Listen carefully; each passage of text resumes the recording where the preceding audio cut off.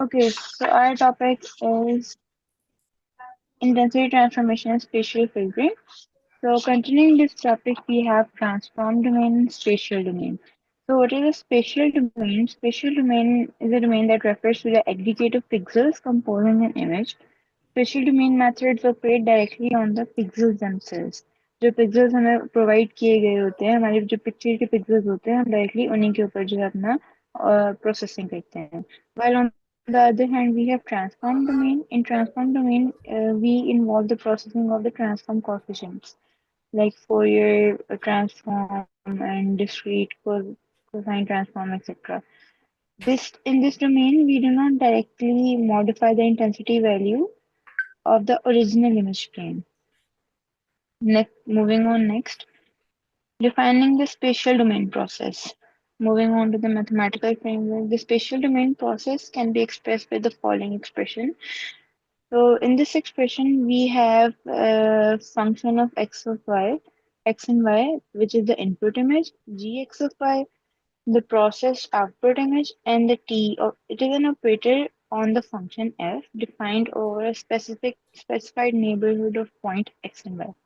So the point that we have to note is that the operator t can be applied to a single pixel, which is the point of processing, or a local area, which could be the neighborhood processing.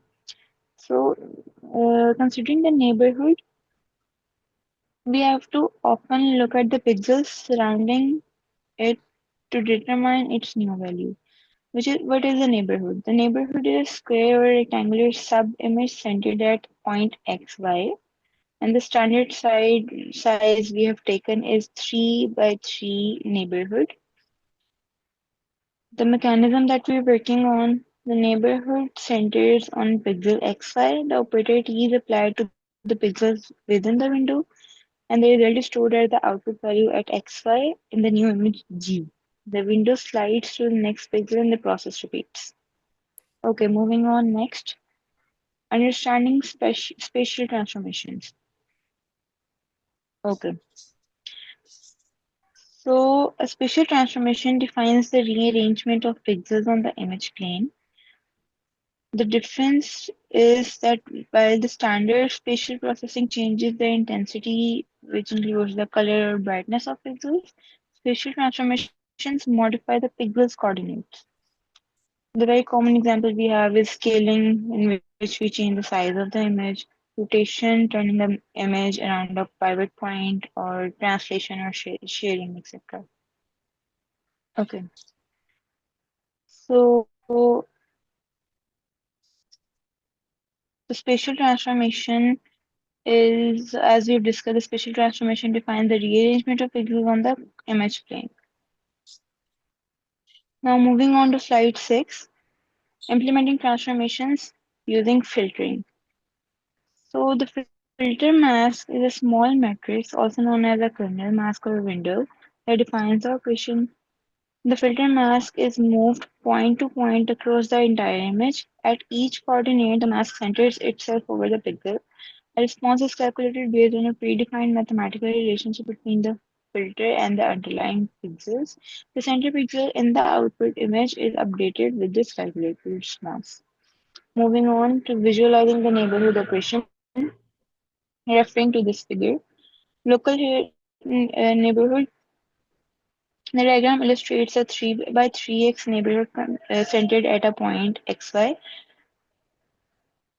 The origin references the transformations are calculated relative to an origin 0 by 0, typically the top left corner of the image plane. And then we have the spatial domain mapping. The filter considers the values within the 3 by 3x view to determine the single resulting value of the output image at that exact spatial location. Okay. Now moving on to slide number 8, in which we have the types of spatial transformation. How can we categorize the pixel rearrangement?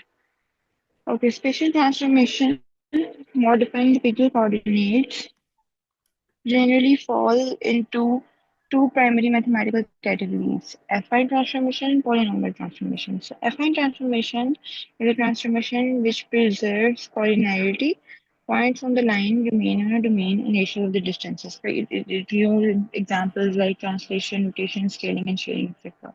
While we have polynomial transformation, it uses polynomial equations to map coordinates. It is often used for more complex image warping or correcting nonlinear distortion in optical systems. Moving on to the intensity transformation functions on to the next slide. Point processing. Point processing is the simplest form of spatial domain processing. When the neighborhood used for the operator is of size 1 by 1, a single pixel, the process is called point processing. This is defined by the intensity transformation function, which is S equals to T into R, where R is the pixel value intensity before processing, S is the pixel value intensity after processing, and T is the transformation function that maps a value R into S. Okay, we will move on next onto slide 10 now. That's up by my side.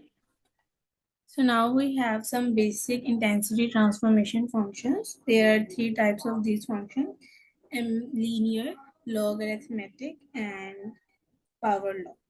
So first is image negatives. Image negatives में क्या होता है कि आपकी एक image होती है, आप उसमें रिवर्स फंक्शन अप्लाई करते हो. जैसे फॉर एग्जांपल एक इमेज है, वो ब्राइट है, तो और उसके जो भी पार्ट्स ब्राइट होंगे वो डार्क में कन्वर्ट हो जाएंगे, और जो भी एरियाज डार्क होंगे वो ब्राइट हो जाएंगे. तो उसके लिए पहले ये ग्राफ समझ लेते हैं. ये ग्राफ में हमें जो एक्स एक्सिस है उसके ऊपर इनपुट इंटेंसिटी शो हो रही है यहाँ पर, और ये वाई एक्सिस पे आउटपुट इंटेंसिटी शो हो रही है. सो ये जो सारी लाइंस, ये कर्व्स ड्रॉ हो रही हैं, ये सारी ट्रांसफॉर्मेशन की टेक्निक्स हैं. तो सबसे पहले आइडेंटिटी को देखते हैं. आइडेंटिटी में क्या होता है, आपकी एक इमेज है, जो आपने इनपुट दी होगी सेम वैसे ही आपकी आउटपुट जनरेट होगी, इमेज में कोई चेंज नहीं है. फिर उसके बाद हमारे पास आती है नेगेटिव, ये वाली लाइन. नेगेटिव में क्या होता है, प्रॉपर इन्वर्ट हो जाता है. अगर तो इमेज डार्क है तो वो ब्राइट हो जाएगी, अगर तो ब्राइट है तो वो फुल कन्वर्ट हो जाएगी डार्क में. उसके बाद हमारे पास ये लॉग ट्रांसफॉर्मेशन आती है, जो थोड़ी सी कर्व है ये वाली.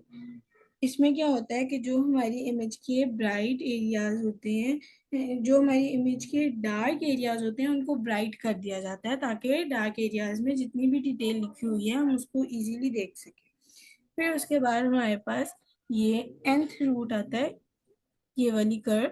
इसमें क्या होता है, जो हमारी इमेज पूरी ओवरऑल इमेज ब्राइट हो जाती है, जो उसकी एक्चुअल इंटेंसिटी होगी वो पूरी की पूरी ब्राइट हो जाएगी. उसके बाद हमारे पास nth पावर आती है ट्रांसफॉर्मेशन, ये वाली. इसके अंदर क्या होता है, हमारी पूरी की पूरी इमेज डार्क हो जाएगी. जो एक्चुअल इमेज है वो पूरी की पूरी डार्क हो जाएगी, ब्राइट एरियाज भी डार्क हो जाएंगे, और जो डार्क एरियाज हैं वो मजीद डार्क हो जाएंगे.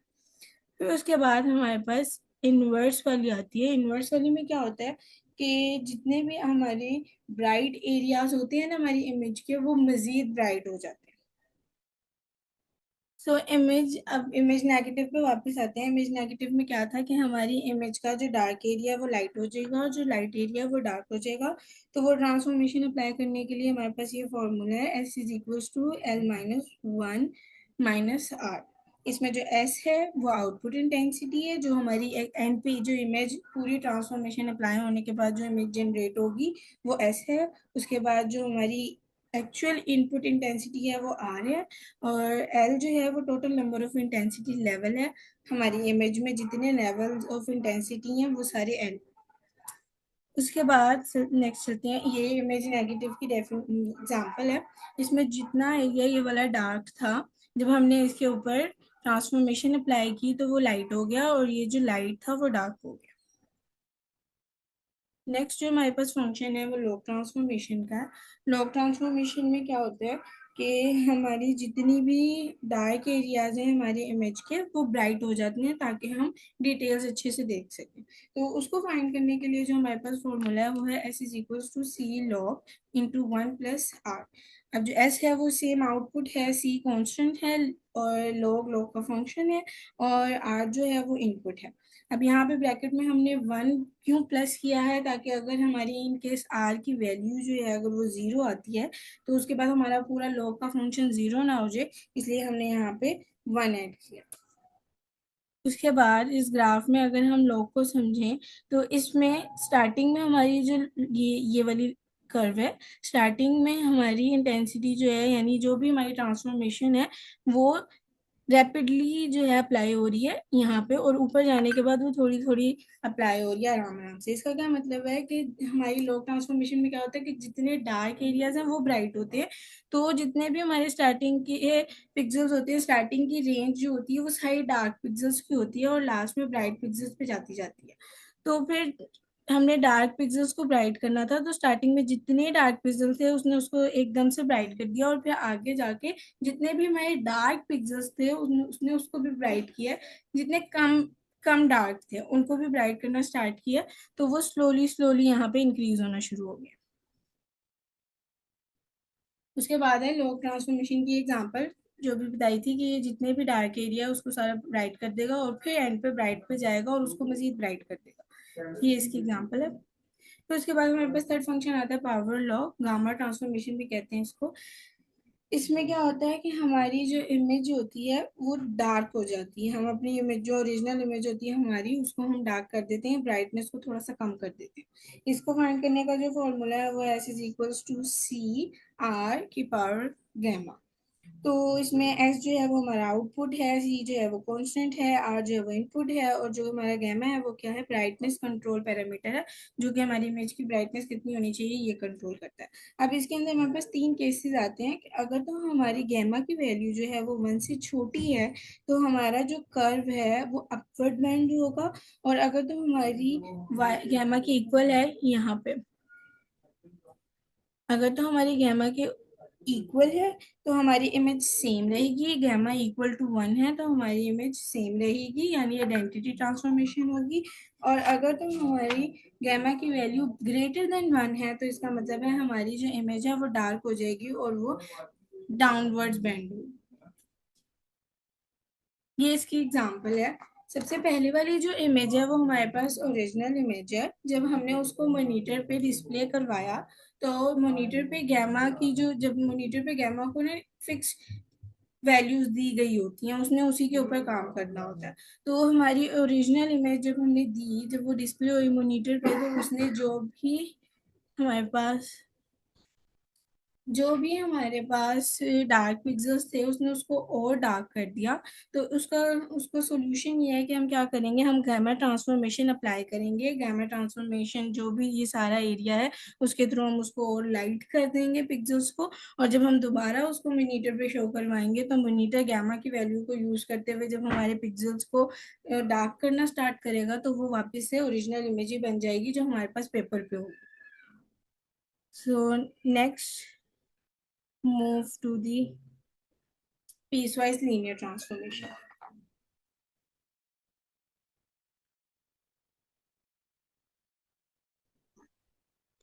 So the next topic is piecewise linear transformation. Basically, piecewise linear transformation क्या होता है? It is an image enhancement technique कि जिसमें हमारे पास हमारा जो intensity transformation function होता है ना, it is made up of multiple straight line segment. So in the piecewise linear transformation function, instead of using a single equation or formula, हम क्या करते हैं कि हम लोग multiple equation और formula को use करते हैं for different ranges of pixel intensities. हमारे पास यहाँ इसकी बेसिक इक्वेशन जो होती है ना, it is S equals to R and in the brackets we have T. जो टी है ये हमारे पास ट्रांसफॉर्मेशन फंक्शन होता है। आर हमारे पास इनपुट पिक्सल इंटेंसिटी होती है और एस जो है वो हमारे पास output of the pixel intensity होती है। नेक्स्ट हमारे पास ना पीस वाइज लीनियर फंक्शन की कुछ ना एप्लीकेशंस आ जाती हैं। एप्लीकेशन में कॉन्ट्रास्ट स्ट्रेचिंग आ जाती है, और ना हमारे पास जो है वो एक दूसरी हमारे पास आ जाती है इंटेंसिटी लेवल स्लाइसिंग। अब कॉन्ट्रास्ट स्ट्रेचिंग में जो है वो पीछे है यार, पीछे पीछे पीछे पीछे पहली स्लाइड है। हम्म।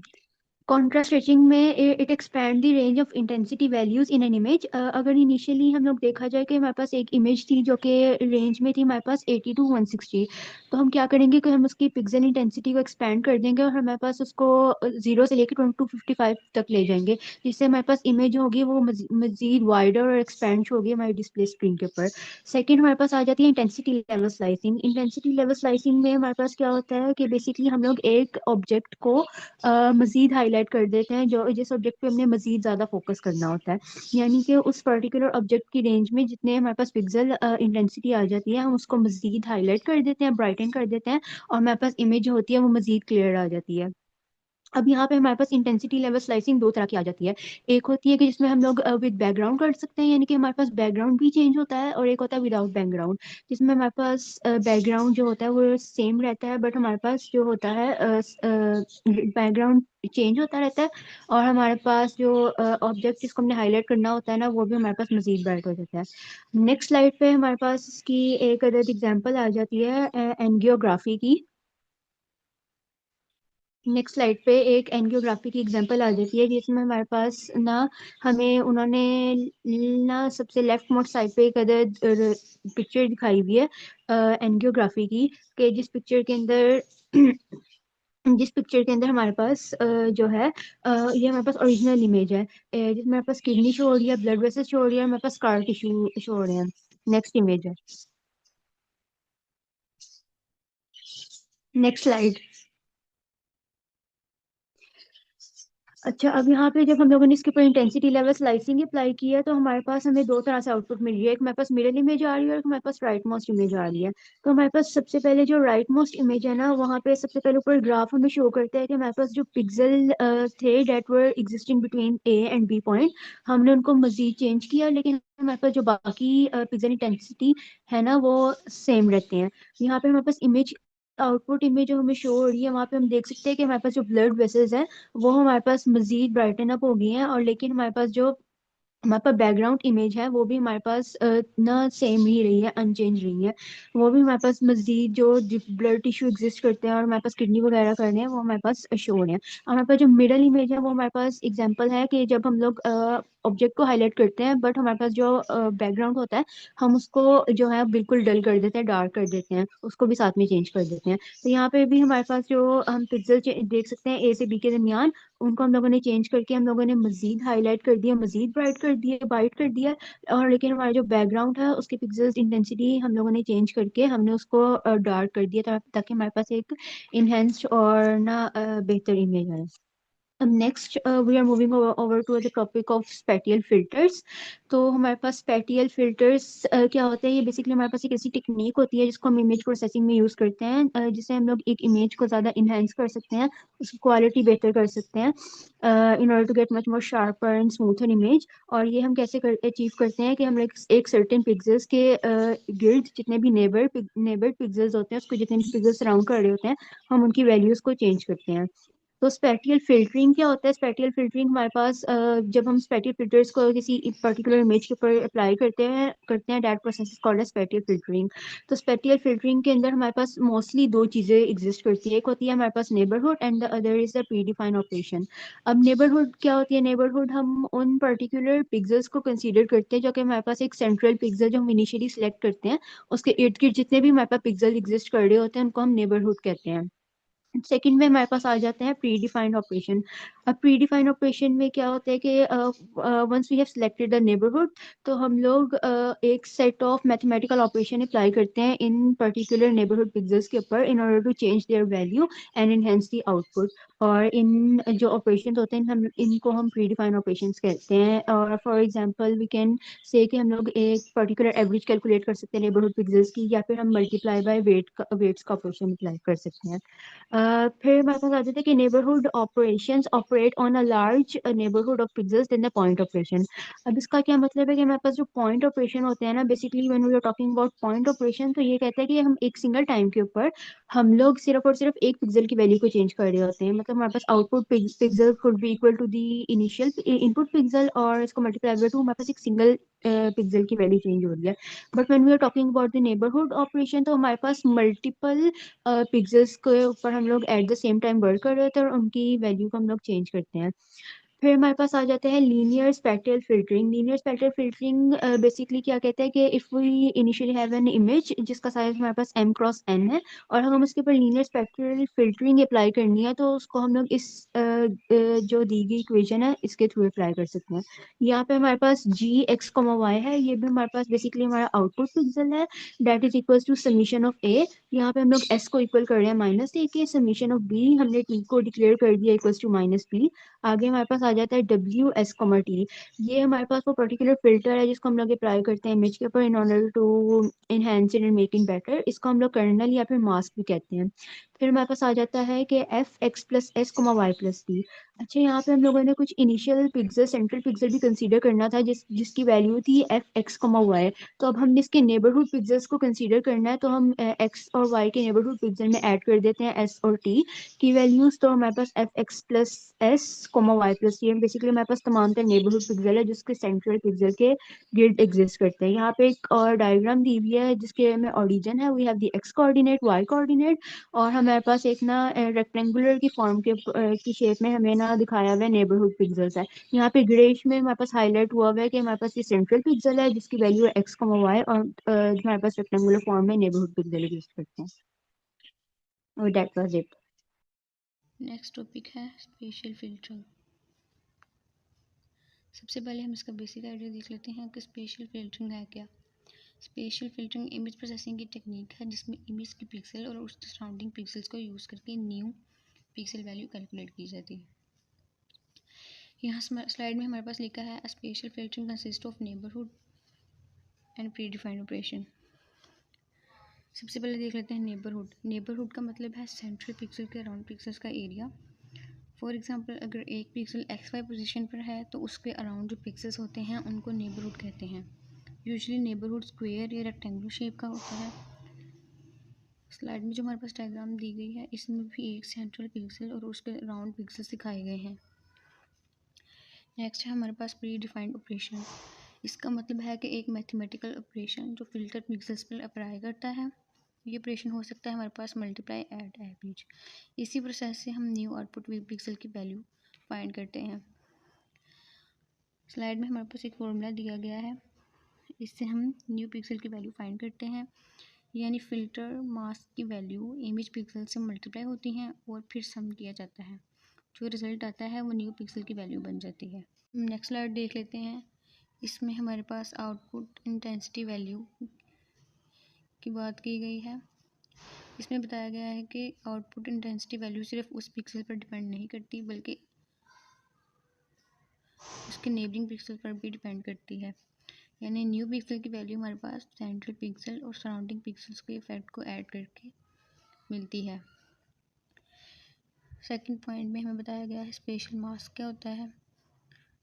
स्पेशल मास्क को यहाँ पे और भी नाम दिए गए हैं, जैसे window, filter, colonel, template.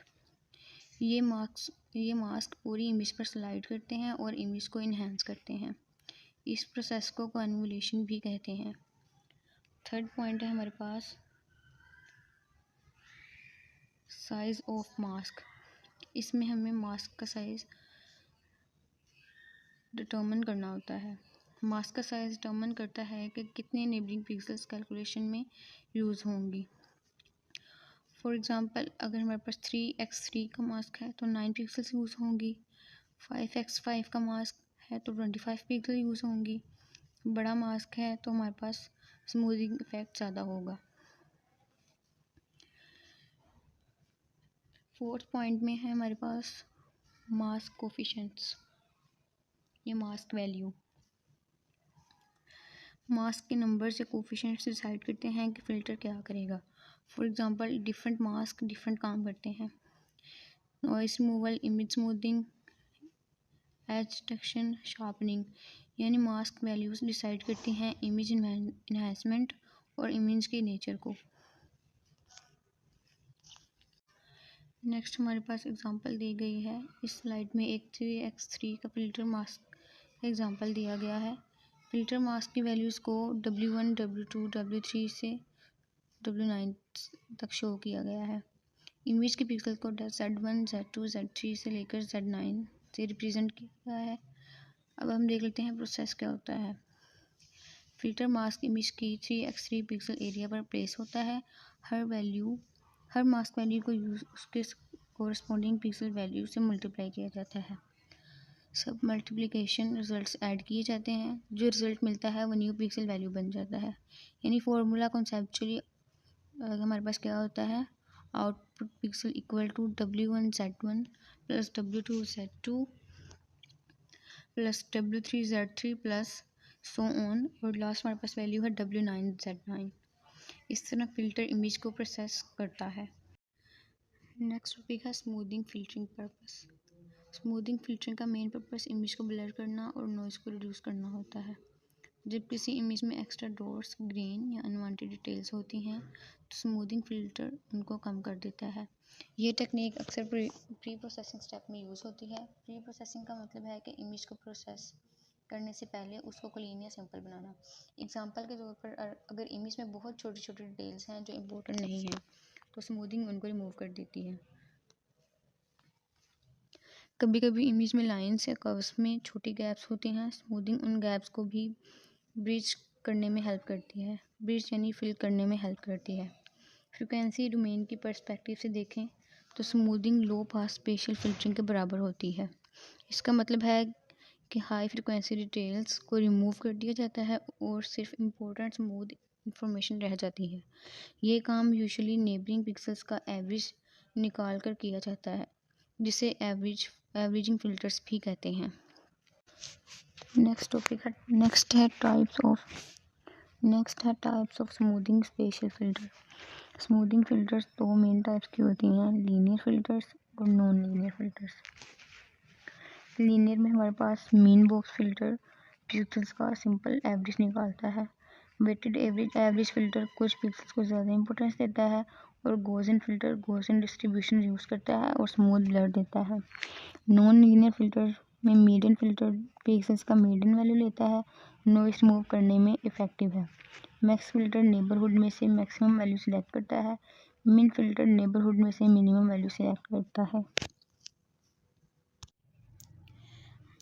This slide explain the purpose of the smooth filtering. Smooth filtering का मेन पर्पस इमेज को स्मूथ और नॉइस फ्री बनाना होता है।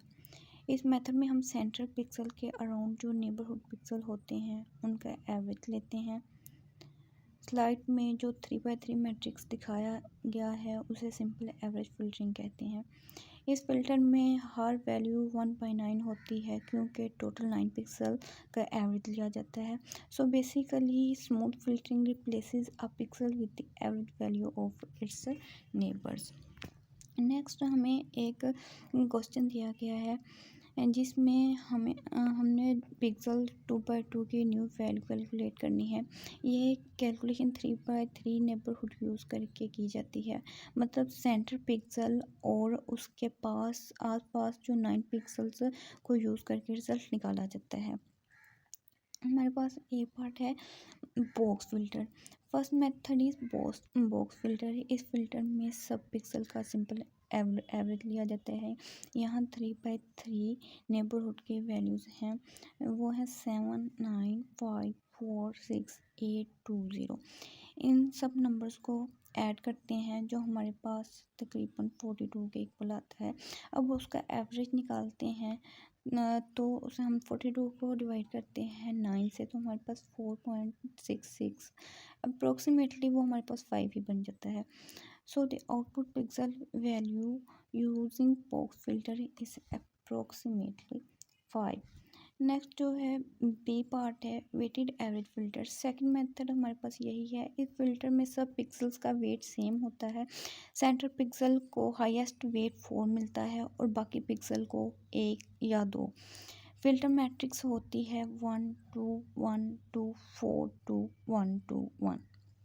यहाँ हर पिक्सल को उसके वेट से मल्टीप्लाई किया जाता है और फिर सब का सम लिया जाता है। फाइनल रिजल्ट अप्रोक्सीमेटली हमारे पास 5.06 समथिंग आता है, जो राउंड ऑफ करके हमारे पास 5 भी बन जाता है। So the output pixel value is again approximately 5। उसके बाद हमारे पास है C part. Third method is median filter. इस मेथड में पिक्सल का एवरेज लिया जाता है। इंस्टेड हम सब वैल्यूज़ को असेंडिंग ऑर्डर में अरेंज करते हैं। वैल्यूज़ में 0, 1, 2, 4, 5, 6, 7, 8, 9। अब जो मिडल वैल्यू होती है उसे मीडियन कहते हैं। यहाँ मिडल वैल्यू 5 है। So the output pixel value using median filter is 5। Next हमारे पास है D. Fourth method is the मिन फिल्टर। इस फिल्टर में सब नेबरिंग पिक्सल में से स्मॉल वैल्यू सेलेक्ट की जाती है। गिवन नंबर्स में सबसे छोटी वैल्यू 0 होती है। So the output pixel using मिन filter is 0। The next slide will introduce smooth filtering in the image processing. Smooth filters का मेन पर्पस इमेज को ब्लर और स्मूथ करना होता है ताकि जो नॉइस है वो रिड्यूस हो जाए। यहाँ हम दो टाइप्स की फ़िल्टरिंग यूज़ करते हैं। पहला जो है वो है बॉक्स फ़िल्टरिंग। बॉक्स फिल्टरिंग में जो है सब पिक्सल्स का जो वेट है वो इक्वल दिया जाता है और जो सराउंडिंग पिक्सल्स है उनका एवरेज लिया जाता है। उसके बाद दूसरी हमारे पास है जो फ़िल्टर है वो है वेटेड एवरेज फ़िल्टर। इसमें जो सेंटर पिक्सल है उसमें उसका वेट जो है वो बहुत ज़्यादा हाई दिया जाता है और बाकी पिक्सल्स का जो वेट है वो कम होता है। The output pixel value is calculated at the centre of the filter. Next slide में हमारे पास है इफ़ेक्ट ऑफ फिल्टर साइज़। मतलब जितना अगर हम एग्ज़ाम्पल जो हमने यूज़ की है उसमें है 500 की हमने CT इमेज यूज़ की है। अगर हम 5x5 फ़िल्टर यूज़ करते हैं तो इमेज थोड़ी ब्लर होती है। अगर हम 9x9 फ़िल्टर यूज़ करते हैं तो जो इमेज है वो ज़्यादा ब्लर होती है। 15x15 अगर हम फ़िल्टर यूज़ करते हैं तो उसकी जो इमेज की है वो डिटेल्स है वो कम हो जाती हैं। और अगर हम 35x35 फ़िल्टर पर सिर्फ लार्ज शेप्स ही रह जाती हैं, मतलब जो छोटी डिटेल्स होती हैं वो बिल्कुल है वो गायब हो जाती हैं। तो इससे रिज़ल्ट ये निकलता है कि जितने भी लार्ज साइज़ फ़िल्टर्स हम यूज़ करते हैं वो जो है वो मोर ब्लर इमेज प्रोड्यूस करते हैं। नेक्स्ट स्लाइड है हमारे पास है, इसमें हम एक्सप्लेन करेंगे basic concept of special filtering. इस फ़िल्टरिंग में एक मास्क इमेज पर स्लाइड करता है और पिक्सल पर ऑपरेशन परफॉर्म करता है। इस प्रोसेस में 3 मेन एलिमेंट्स होते हैं। एक होता है इमेज का ओरिजिन, एक होता है फ़िल्टर मास्क, एक होता है इमेज पिक्सल। इसमें ओरिजिनल जो इमेज की है वो वैल्यू दिखाता है। यहाँ नेबरहुड कंसेप्ट भी यूज़ किया जाता है। सेंटर फिल्टर होता है और नेबरिंग पिक्सल कैलकुलेशन में यूज़ होते हैं। नेक्स्ट स्लाइड में हमारे पास है special correlation is a process in which filter moves across the image. Her position पर फिल्टर वैल्यूज़ को इमेज पिक्सल से मल्टीप्लाई किया जाता है और फिर उसका सम लिया जाता है। जो रिज़ल्ट मिलता है वो सेंटर पिक्सल की न्यू वैल्यू बन जाता है। In correlation the filter is applied without rotation. Next slide is spatial convolution. Spatial convolution is very similar to the correlation, लेकिन इसमें एक इम्पोर्टेंट डिफरेंस है। कॉन्वोल्यूशन में फ़िल्टर को अप्लाई करने से पहले 180 डिग्री रोटेट किया जाता है। After rotating the filter it is applied to the image to calculate the new pixel value.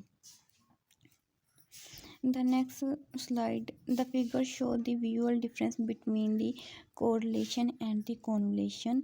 Example में एक यूनिट इम्पल्स इमेज यूज़ की गई है जिसमें सिर्फ एक पिक्सल की वैल्यू 1 है और बाकी सबकी है 0। साथ ही एक 3x3 फ़िल्टर मास्क दिया गया है जिसकी वैल्यू 1 2 3 4 5 6 7 8 9 तक है। When correlation is applied, the filter pattern appears exactly the same in the output. लेकिन जब कॉन्वोल्यूशन अप्लाई होती है, फ़िल्टर को 180 डिग्री रोटेट किया जाता है और आउटपुट में रिजर्व पैटर्न दिखाया जाता है। Next slide is the smoothing spatial filters. जो smoothing filters are mainly use for the two purposes, blurring and noise reduction. And जो ब्लरिंग है उसमें जो स्मॉल डिटेल्स होती हैं उनको क्या कर दिया जाता है, रिमूव कर दिया जाता है। नॉइज रिडक्शन में होता है इमेज को क्लीन और स्मूथ बनाने के लिए फ़िल्टर्स की 2 टाइप्स होती हैं, लीनियर फ़िल्टर्स और non linear filters. These filters helps improve the overall quality of the image.